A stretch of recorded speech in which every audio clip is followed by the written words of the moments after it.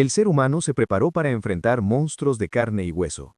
Pero la peor amenaza llegó a la Tierra en lo que creímos inerte, un fragmento de cometa, una roca espacial.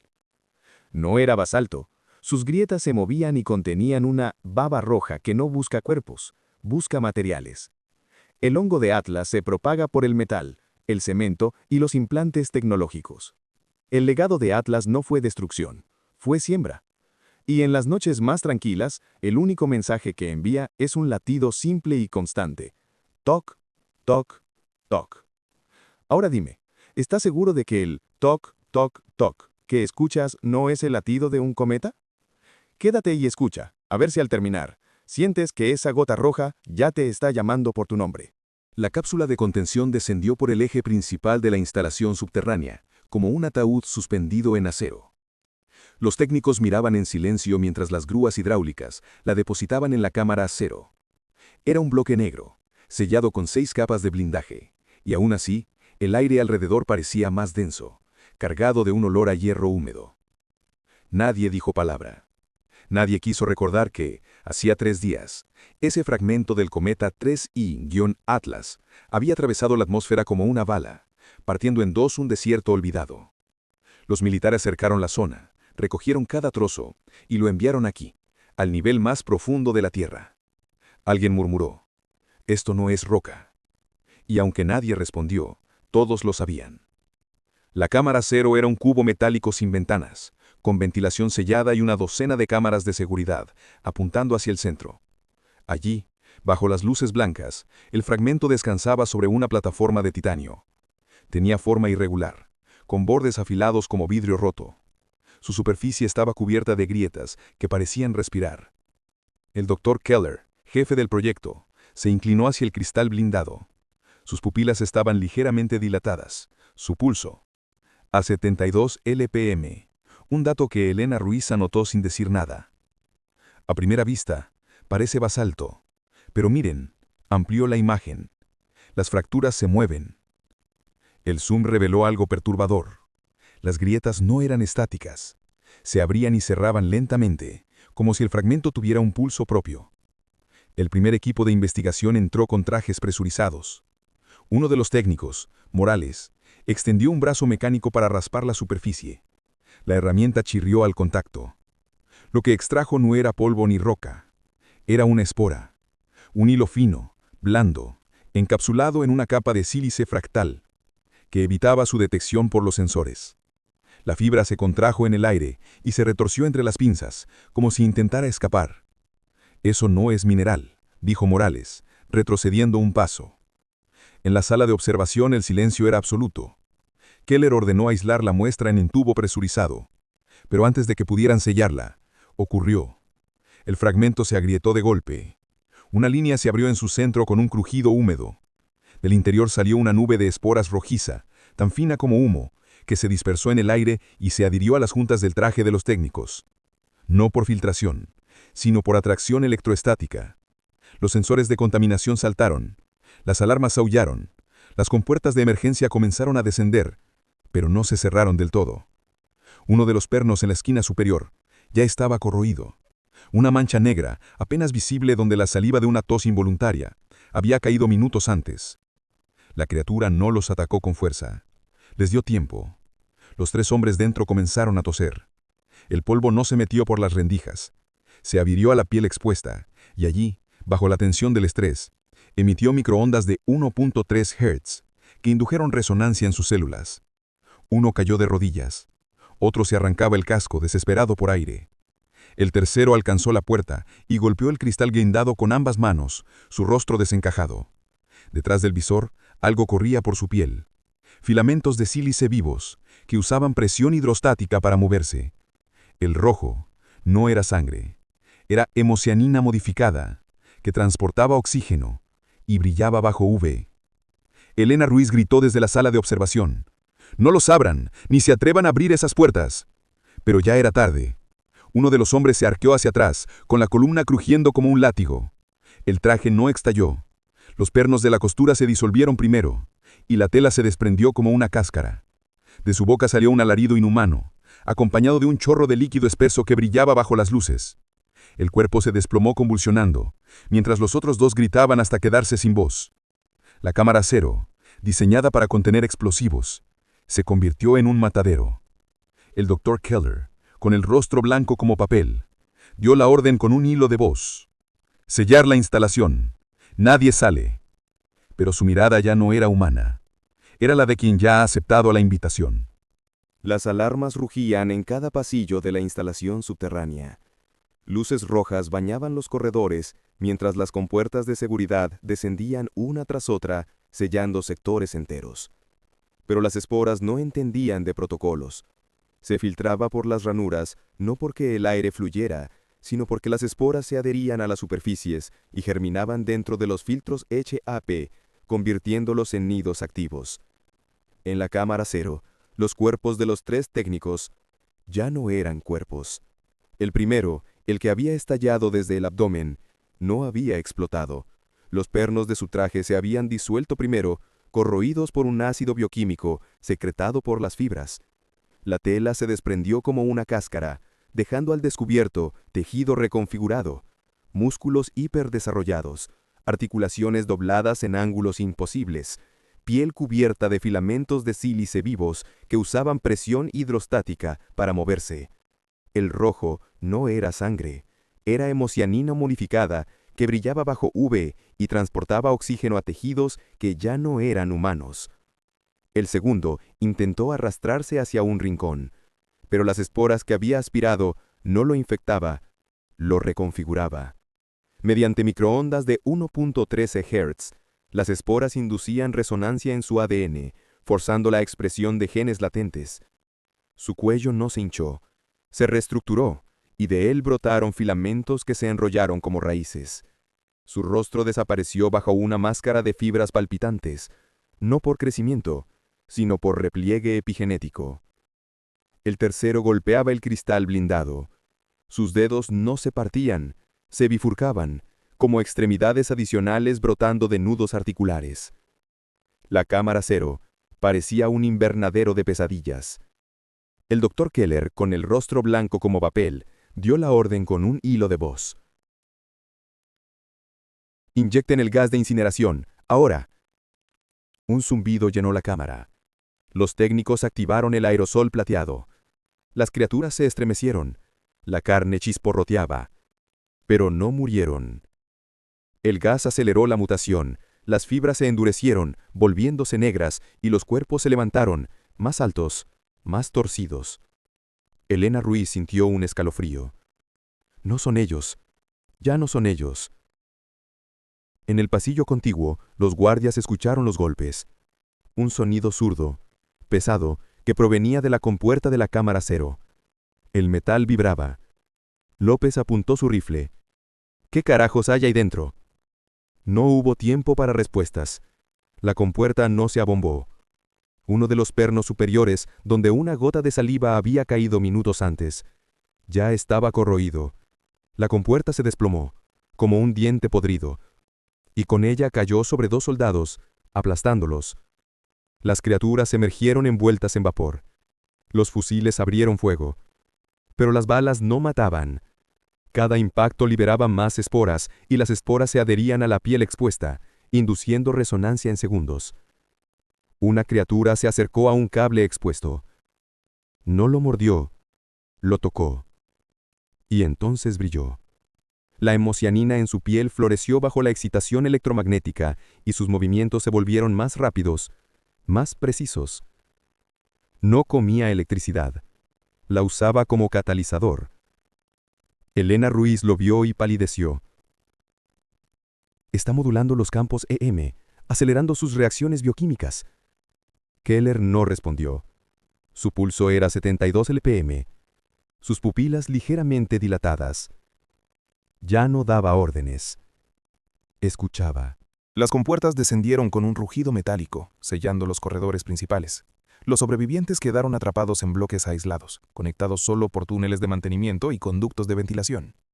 El aire olía a hierro y cloro, y bajo eso, un zumbido bajo como si las paredes vibraran con vida propia. El Dr. Keller recorrió la sala de control con pasos rígidos. Su pulso era 72 LPM, sus pupilas ligeramente dilatadas. Tenemos que dividir la instalación en zonas estancas, dijo sin mirar a nadie. El brote ya está fuera de control. Un técnico replicó. Ya lo está. Las cámaras térmicas muestran actividad en todos los niveles. Keller asintió. No parecía sorprendido. Sí, porque ya no es un brote. Es una integración. Elena Ruiz lo miró por primera vez con sospecha. ¿Qué quieres decir? Keller no respondió. Solo apoyó una mano en la consola, como si escuchara algo que nadie más oía. En los pasillos, los cuerpos de soldados y científicos yacían desmembrados en charcos de sangre. Algunos se agitaban todavía, aunque sus torsos estaban abiertos. De sus cavidades brotaban filamentos de sílice vivos, que reptaban hacia las paredes, buscando grietas, no para huir, sino para conectar. Un grupo de sobrevivientes intentó abrirse paso hacia el nivel de almacenamiento. Encendieron lanzallamas improvisados. El fuego iluminó las paredes, y las fibras se agitaron más rápido, no por el calor, sino porque la ionización del aire modulaba sus campos EM, acelerando sus reacciones. Una baba roja cayó del techo. El primer que la tocó, cayó al instante.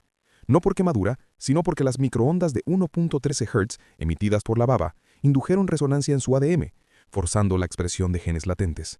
Su columna se arqueó, sus brazos se bifurcaron. No murió, se reconfiguró. En el laboratorio médico, Elena improvisaba un refugio.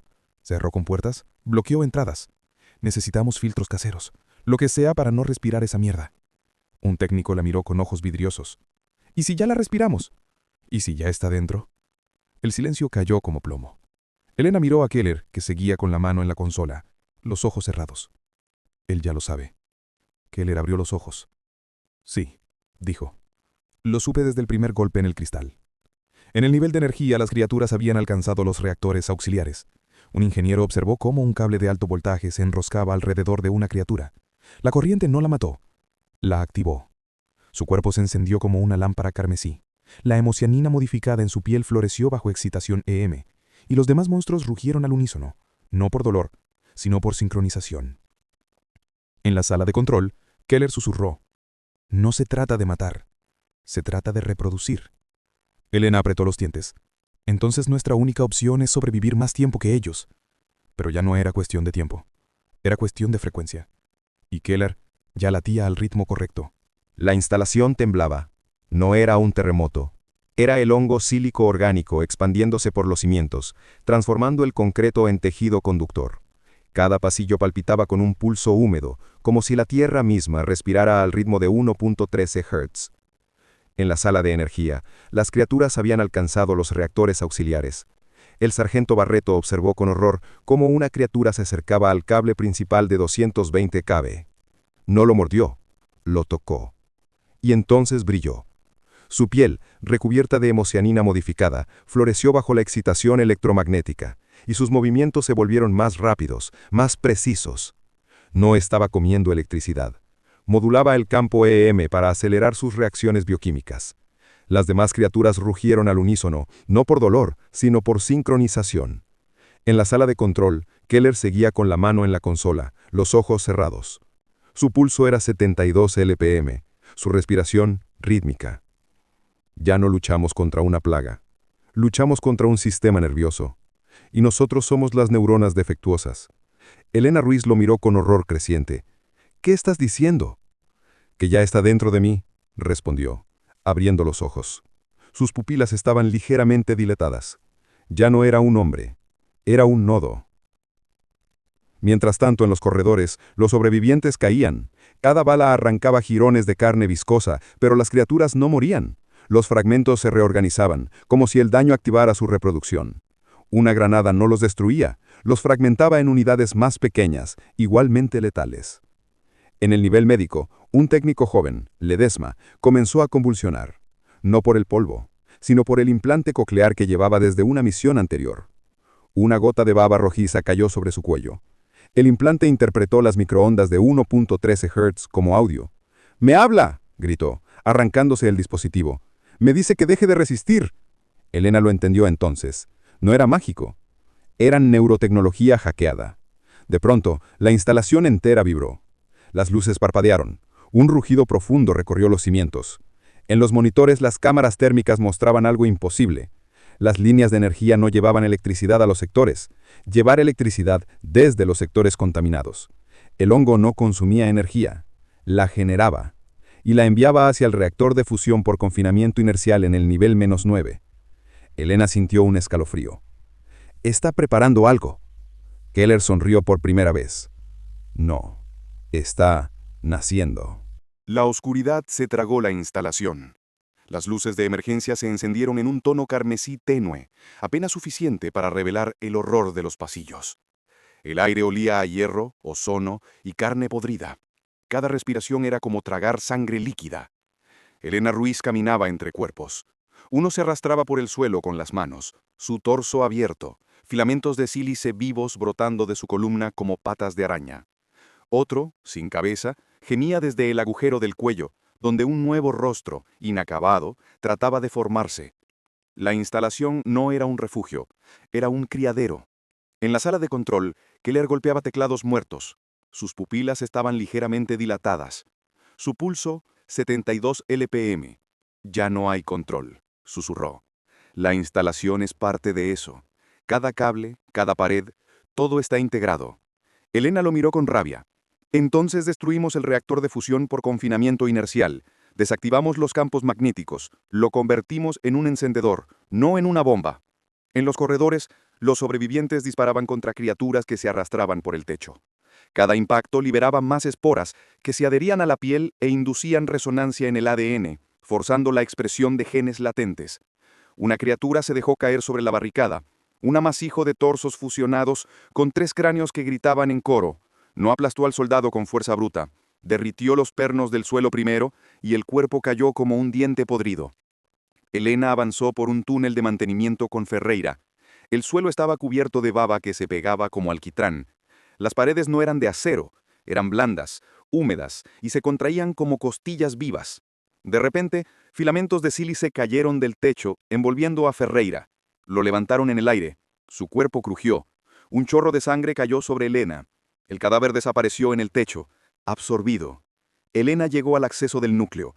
Las compuertas estaban selladas con baba endurecida. Activó el cortador de plasma y abrió paso. El calor del reactor la golpeó como un horno. La sala estaba iluminada por destellos intermitentes. En el centro, el reactor de fusión palpitaba, rodeado de filamentos de sílice que lo abrazaban como raíces. No era tecnología humana, ya era un órgano del organismo. Ferreira disparó contra una criatura, un gigante formado por cuerpos fusionados, pero fue partido en 2. Elena activó la última palanca manual. El núcleo rugió.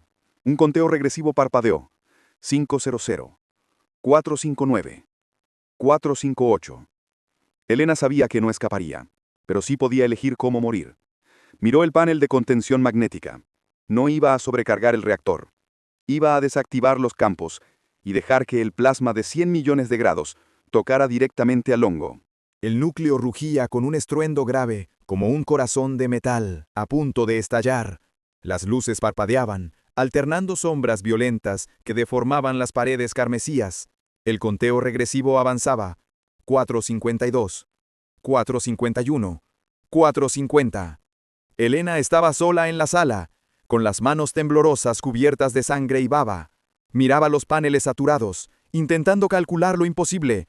¿Podría escapar en menos de 5 minutos? El túnel más cercano estaba repleto de baba viva y criaturas en movimiento.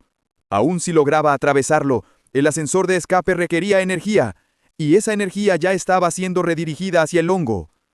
No había salida real. Una sacudida la lanzó contra el suelo.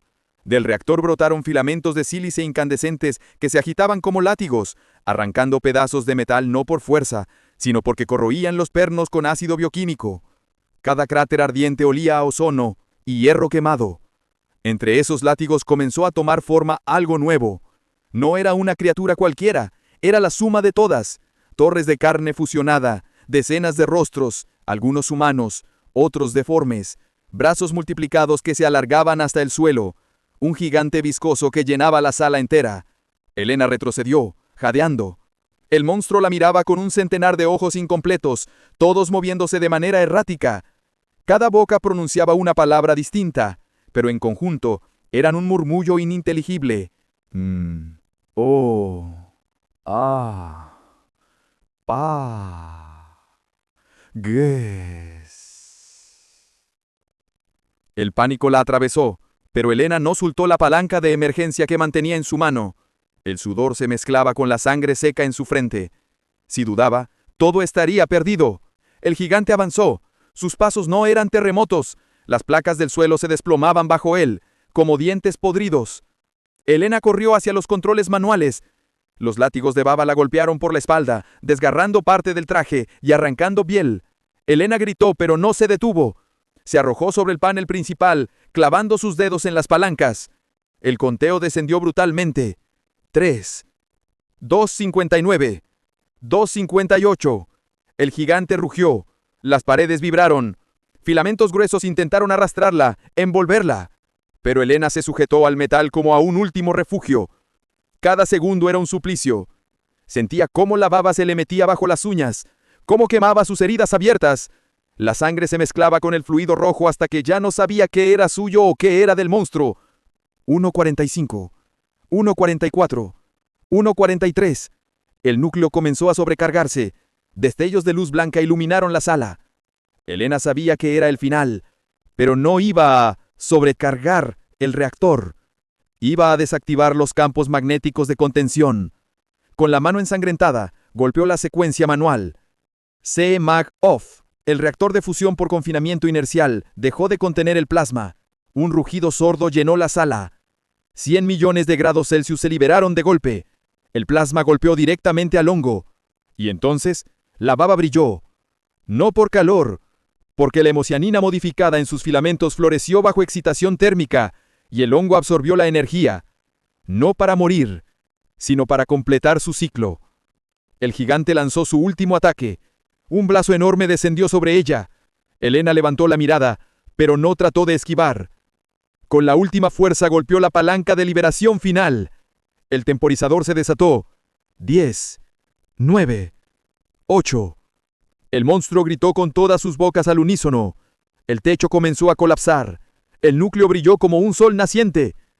Elena cerró los ojos. El rostro de sus compañeros pasó por su mente. Y entonces, nada.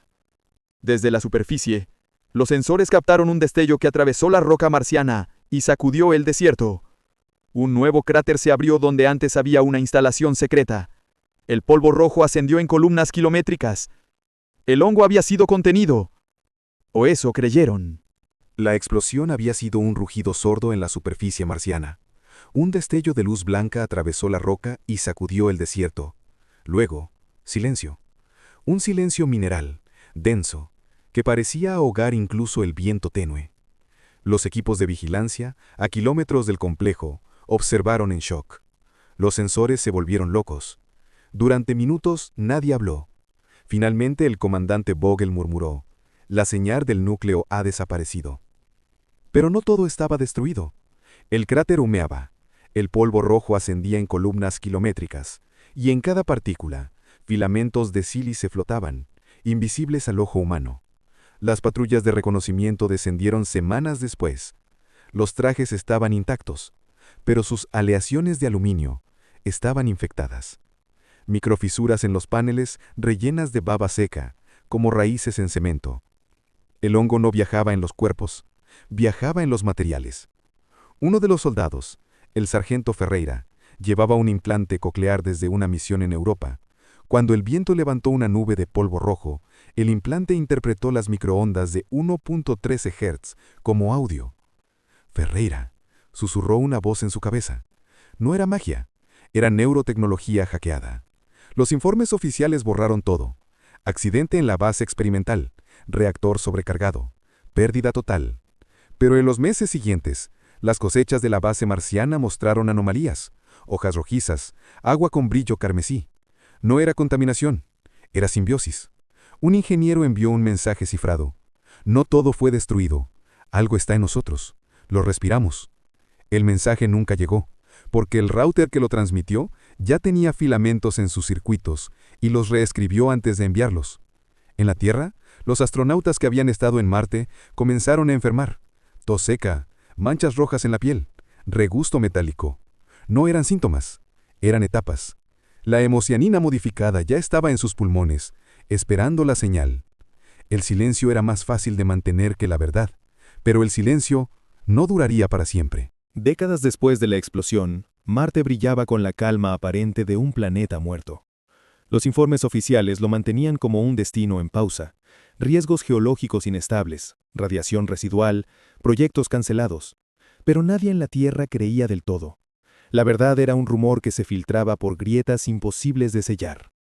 En secreto, archivos clasificados cambiaban de manos. Científicos susurraban sobre pulsos regulares de Marte, 1.13 Hz, como un latido. Los telescopios registraban emisiones de calor nocturno que no coincidían con el clima. Marte respiraba. En un sótano de Houston, una grabación borrosa mostraba una figura caminando por el cráter. No era carne, era aleación de aluminio infectada con grietas llenas de baba roja. El hongo no viajaba en los cuerpos, viajaba en los materiales. Mientras tanto, en la Tierra, los astronautas que habían estado en Marte comenzaron a enfermar. Tos seca, manchas rojas en la piel, no eran síntomas, eran etapas. Uno de ellos, el ingeniero Ferreira, llevaba un implante coclear desde una misión en Europa. Cuando el viento levantó polvo rojo en el hangar, el implante interpretó las microondas de 1.13 Hz como audio. Ferreira, susurró una voz en su cabeza. No era magia. Era neurotecnología, hackeada. Un informe filtrado decía, el legado de Atlas no fue destrucción, fue siembra. En Marte, bajo las dunas, algo crecía. El cráter se había convertido en un lago subterráneo. El agua era rojo y luminoso. De sus profundidades emergían formas que parecían árboles, hasta que abrían los ojos. La humanidad firmó pactos secretos. Ningún país volvería a pisar Marte, pero en las noches más silenciosas, los radiotelescopios captaban un mensaje. Toc, toc, toc. No era código, era un latido, uno que ya conocíamos. En un laboratorio secreto, una cápsula metálica descansaba bajo 3 capas de contención. Dentro, en suspensión, flotaba una gota de baba roja. Palpitaba suavemente como un corazón en miniatura. El científico a cargo del turno nocturno tenía un implante coclear.